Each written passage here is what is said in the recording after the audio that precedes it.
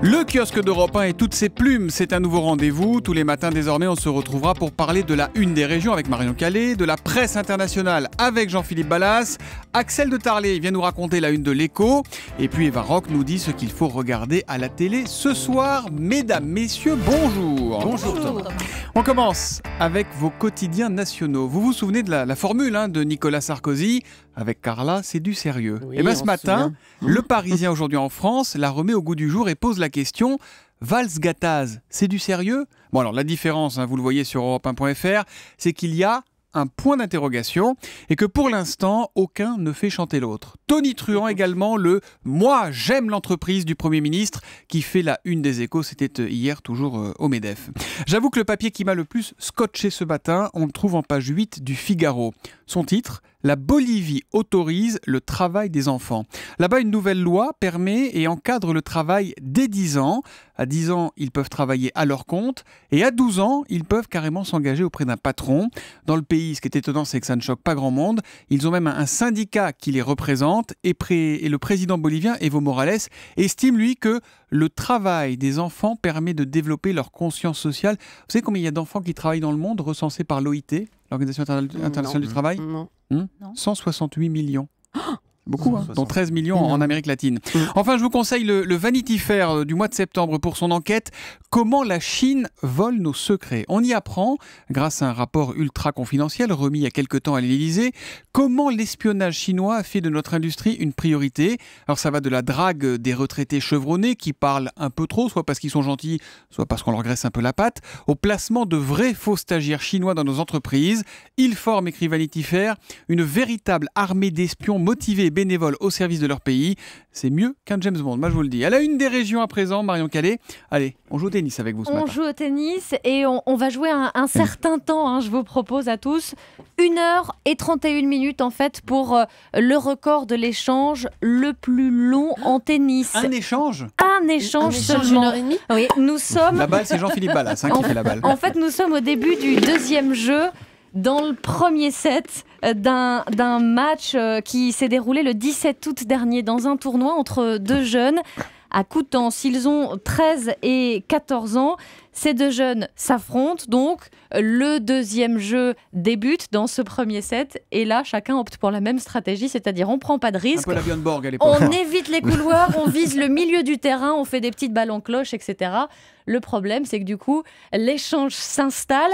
Les spectateurs, certains commencent à arriver pour observer cet échange qui dure. D'autres commencent à s'agacer. Certains demandent même à ce qu'on arrête ce jeu. C'est dingue. Ce ne sera pas le cas. Les deux enfants continuent. Il y en a même un qui commence à avoir un début de tendinite au coude. Oui. C'est lui qui l'emporte finalement au bout d'1h31. Donc, c'est le record. 1h31, C'est le un record. seul échange. C'est un seul échange et c'est le record le plus long, c'est l'échange le plus long en tennis, à tel point d'ailleurs que le président du club de tennis où s'est déroulé ce tournoi va tenter une démarche pour homologuer officiellement ce point dans le Guinness Book des records. Le match devrait être terminé vers le mois de décembre, vous nous tiendrez au courant évidemment Marion. Jean-Philippe Ballas, l'actualité, la une à l'étranger ce matin. Vous avez une révélation à nous faire qui pourrait bien changer la face du monde, vous êtes en mode pizzaiolo. Oui Thomas, parce qu'on ne peut pas toujours faire dans la gaudriole, j'ai pris un sujet un peu grave ce matin. Je suis en mesure de répondre à cette question fondamentale. Quel est le fromage idéal pour préparer une pizza? Je vous vois sourire autour de cette table. En général, c'est un truc en plastique blanc. Vous ferez moins les malins quand je vous dirai que c'est une équipe de scientifiques de l'université d'Auckland en Nouvelle-Zélande qui se sont livrés à une batterie de tests très sérieux. Ils ont choisi des algorithmes. Il y a toute une liste de critères précis, je vous les donne. Élasticité du fromage, réaction à la cuisson, quantité d'huile, degré d'hydratation. C'est le Huffington Post qui nous raconte tout ça. Le goût, ça rentre pas en ligne de compte, je vois. Vous allez comprendre. Et alors, quel est le meilleur fromage à pizza? Alors, c'est un alliage. C'est une combinaison. Mozzarella, cheddar. Mozza, c'est pour la texture. Cheddar, c'est pour relever un petit peu le goût, parce que c'est vrai que la mozza, tout ça, c'est un petit peu fadasse. Les blouses blanches d'Auckland sont formelles. C'est l'équation parfaite. C'est mieux que le gruyère, mieux que le provolone, mieux que les mentales. Vous oubliez tout ça. Il faut voir en vidéo, Thomas, les explications passionnées bah oui, d'une des scientifiques, aller, et très précise d'ailleurs, qui a participé à cette étude. Alors, elle est bien consciente de ne pas avoir inventé le vaccin contre la rage, ça on est clair, mais moi, le fromage à pizza, ça me parle. Voilà. Historiquement, c'est quand même la mozzarella de bufflone. Pour les pizzas. Ah bah oui. Oui. C'est une spécialiste. Maintenant, il y a du fromage synthétique qui n'a rien à voir avec le fromage. C'est-à-dire, on crée une espèce de pâte au goût fromage. Oh non, et je crois souvent qu'ils mettent ça dans les pizzas parce que c'est le fromage, c'est ce qui coûte le plus cher dans une pizza. Ouais, ils le font avec le poulet. Ils sont en train de travailler aussi le poulet expérimental comme ça. Synthétique, voilà, on ne sait pas ce qu'on va. Et les bananes synthétiques, alors c'est pour quand? Non, il n'en est pas question. Les bananes, il n'y a pas de négociation possible. La une de l'économie avec Axel de Tarlet, numéro 1 sur les fromages. Axel, on va parler pétrole et raffinerie. Vous voulez fermer les raffineries, vous, ce matin? Oui, non, mais c'est Christophe de Margerie, hier, qui a annoncé Patron de Total. dans Ouest France qu'effectivement, il allait peut-être devoir fermer une nouvelle raffinerie. Alors, il n'a pas dit, il a parlé, attendez, c'est quoi la phrase? Nous n'avons pas d'autre choix que de bouger, il y aura des adaptations. Donc, je vous laisse interpréter. Les raffineries, elles ferment régulièrement. Il y en avait 12 il y a 10 ans, il n'y en a plus que 8 aujourd'hui. Total en a encore 5. La dernière qu'il a fermée, c'était en 2010. C'est la raffinerie de Dunkerque. Je ne sais pas si vous vous souvenez, à l'époque, ça avait fait du bruit. Il y avait eu, etc. Beaucoup de reportages. Et Christophe de Margerie avait dit « Et je m'engage à ne pas en fermer pendant 5 ans. » Donc l'année prochaine, nous serons en 2015. Et boum. Et boum, voilà. Alors il reste 5 raffineries totales en France.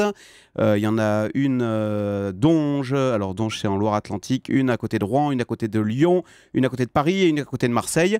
Mais attendez, petite question quand même. Pourquoi on ferme des... Peut-être c'est un petit peu moins rentable, mais on a un problème d'emploi dans le pays. Total est une boîte qui va bien, qui dégage des milliards de profits. Pourquoi fermer une raffinerie, une usine Alors comme ça? c'est vrai que c'est bon. Total, à chaque fois, l'an dernier, c'est 8 milliards de profits. Il peut bien avoir un petit... On pourrait se dire, bah, après tout, il pourrait bien en France garder un foyer de perte. Mais non, les entreprises, quand même, dans le raffinage, Total perd 500 millions par an, un demi-milliard. C'est pas rien. Et puis vous savez, les entreprises, si jamais elles sont... Alors ça, c'est la loi du marché, implacable, on peut être contre, mais ça marche comme ça. Si une entreprise est mal gérée parce qu'elle tolère des foyers de perte, qu'est-ce qui se passe? Vous avez des fonds étrangers qui disent, eh bien c'est simple, on va lancer une OPA, cette entreprise, on va faire un raid, et comme elle n'est pas chère parce qu'elle est mal gérée, et ensuite, nous, on va bien la gérer, on va la découper, on va dépecer les entreprises. Donc vous voyez, Total a le devoir d'éliminer les foyers de perte, sinon il s'expose à une OPA hostile. Et ce qu'on comprend, c'est qu'il y a donc bien une raffinerie qui va sans doute fermer. Non, alors peut-être qu'il y en a 2 qui vont fusionner, notamment on parle de celle à côté de Marseille et celle à côté de Lyon-Fézin. Bon, en tout cas, si on ferme les raffineries, c'est JR qui ne va pas être content. Ça nous amène naturellement à la télé avec vous, Eva Rock. Ce soir, c'est un peu Dallas. C'est un peu Dallas. Oui. Vous nous suggérez de regarder Envoyé spécial à 20h45 sur France 2, Envoyé spécial qui réagit à l'actualité. Exactement. C'est un changement de programme au sommaire du magazine d'information de France 2. Hier, la chaîne a annoncé en fait la diffusion d'un portrait d'Arnaud Montebourg qui n'était pas prévu du tout et qui est présenté de la sorte, celui qui vient de faire exploser le premier gouvernement Valls. C'est l'intitulé du sujet sur le site de France 2. Très réactif. Exactement. Alors le sujet, effectivement, Julie, signé Delphine Pruneau et Vivien Roussel, est d'ailleurs toujours en montage. Et pendant plus d'1 an, on sait que les 2 journalistes ont suivi l'ancien ministre de l'économie à Bercy, évidemment, dans ses fonctions, mais aussi chez lui en Bourgogne.